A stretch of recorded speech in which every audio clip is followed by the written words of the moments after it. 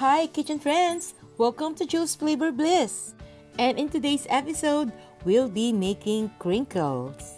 At Pinoy na Pinoy sa lasa dahil ito ay ang UBE CRINKLES. So come on, let's start baking! And this is the easiest version ever.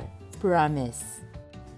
Isift muna natin ang mga dry ingredients tulad ng harina, baking powder, at asin. Haluin mabuti, mix at iset aside muna natin. At sa panibagong bowl, ipaghaluin lang natin ang ating sugar, melted butter, egg, at yung ube halaya, pati na rin ang ube flavor.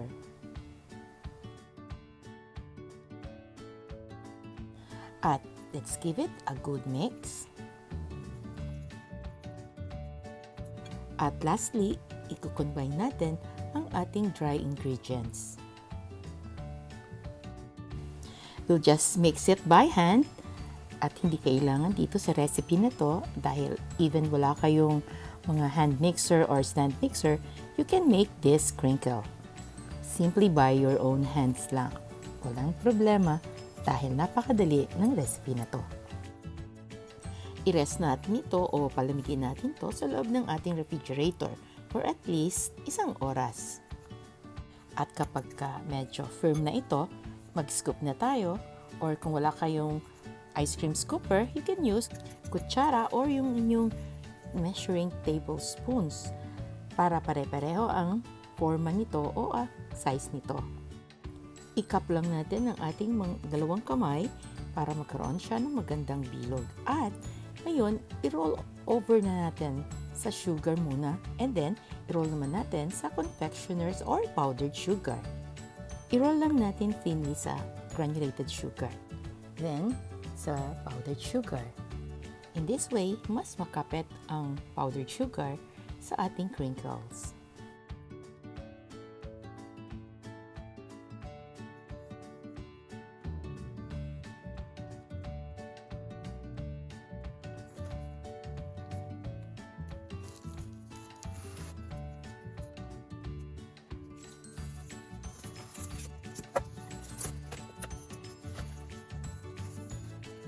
And now with our preheated oven, let's bake them.